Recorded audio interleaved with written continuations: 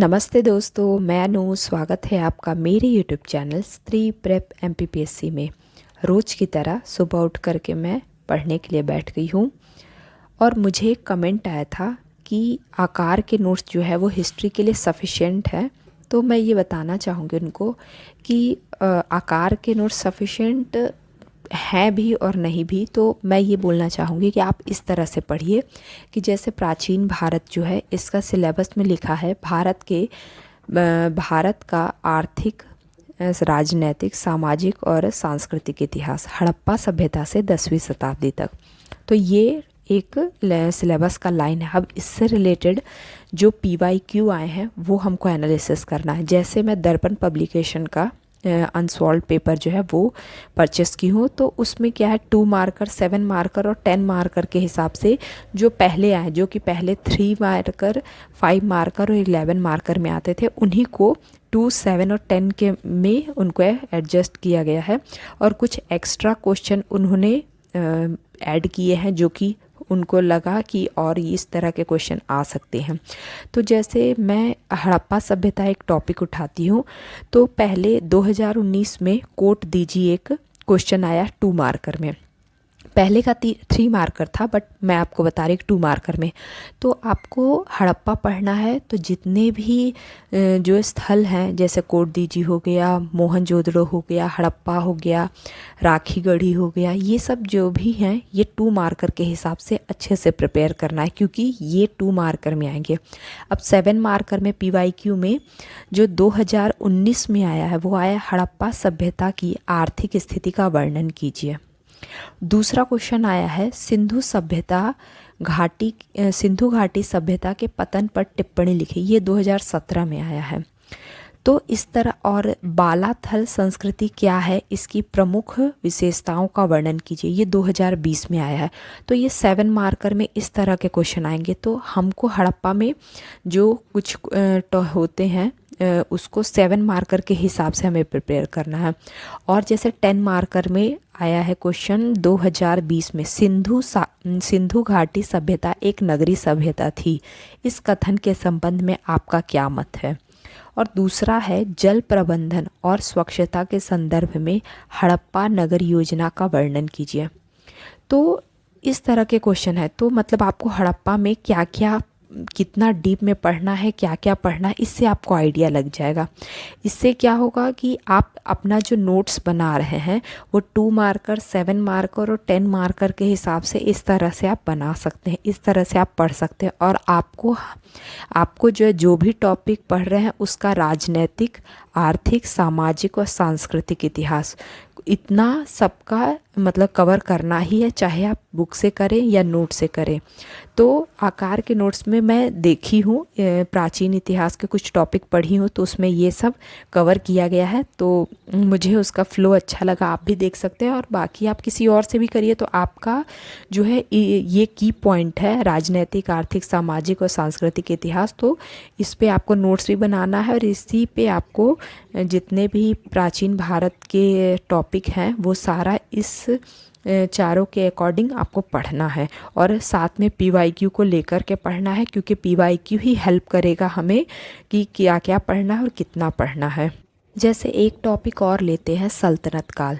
इससे क्या है 2 मार्कर के लिए क्वेश्चन है। जैसे शाह तुर्कान 2023 में आया, थट्टा 2023 में आया है, 2020 में आया है दीवान ए इंसा, फिर 2017 में अलबरूनी आया है, रजिया 2014 में आया है। तो अगर सल्तनत काल आप पढ़ रहे हैं तो 2 मार्कर के लिए इनका मतलब आप जो नाम है जो बहुत फेमस है PYQ के अकॉर्डिंग जो आ चुके हैं वो नहीं आएंगे। जो इसके अलावा जो और भी हैं जो इम्पोर्टेंट है, जिन्होंने कुछ उस काल में कुछ किया है, तो उनके बारे में आएंगे। जैसे 7 मार्कर का मैं बताना चाहूँगी कि इजारा प्रणाली क्या थी। ये 2023 में आया है। फिर फिरोज शाह तुगलक के जन कल्याणकारी कार्यों का वर्णन कीजिए। ये 2018 में आया है। उसके बाद फिर 2021 में आया है दीवाने कोहली क्या है, विवेचना कीजिए। और फिर 10 मार्कर में आया है मोहम्मद तुगलक को विरोधी गुणों का सम्मिश्रण कहा गया है, इस कथन की विवेचना कीजिए। तो जैसे आप सल्तनत काल पढ़ रहे हैं तो आपको इस तरह उससे रिलेटेड 2 मार्कर, 7 मार्कर, 10 मार्कर किस तरह प्रिपेयर करना है, तो इस तरह आपको अपना जो है वो प्रिपरेशन करना होगा, इस तरह आपको पढ़ना होगा।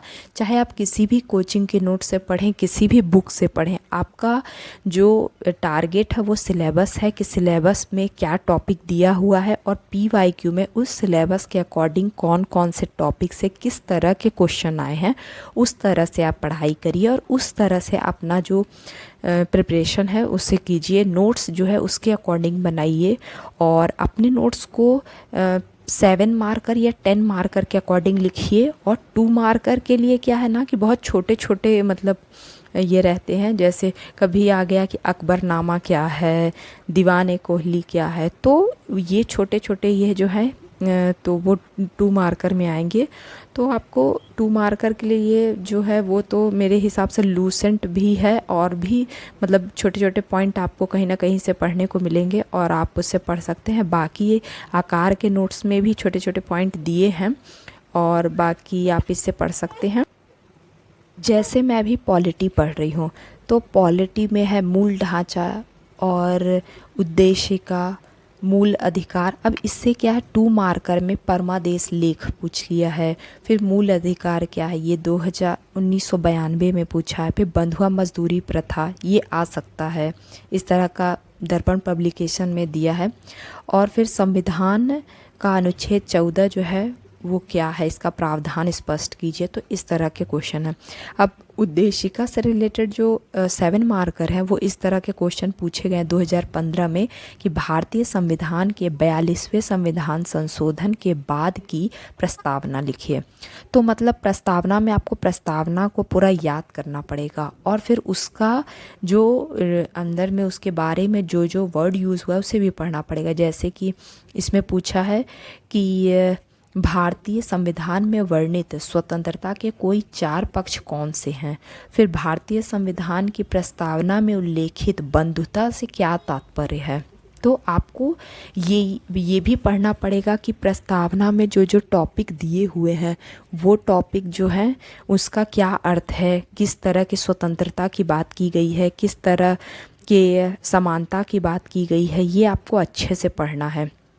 तो मैं आप सभी से यही कहूँगी कि आप सिलेबस और PYQ दोनों साथ में लेकर के पढ़िए।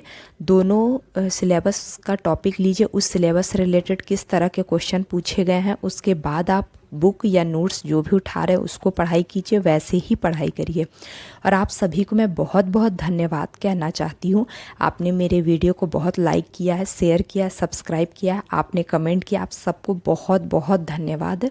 और इसी तरह आप अपना प्यार बनाए रखिएगा। और मैं आपको एक बात और कहना चाहूँ, आपको MPPSC से रिलेटेड जो कुछ भी इन्फॉर्मेशन हो वो आप बिल्कुल मुझसे पूछ सकते हैं। मुझे जो भी पता है मैं आपसे शेयर करूँगी। और मुझे एक कमेंट आया था कि आप इंस्टाग्राम में हैं, तो मैं इंस्टाग्राम में नहीं हूँ।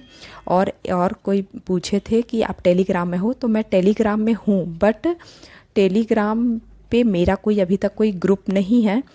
तो अगर फ्यूचर में कोई ग्रुप होता है तो मैं आपसे ज़रूर शेयर करूँगी।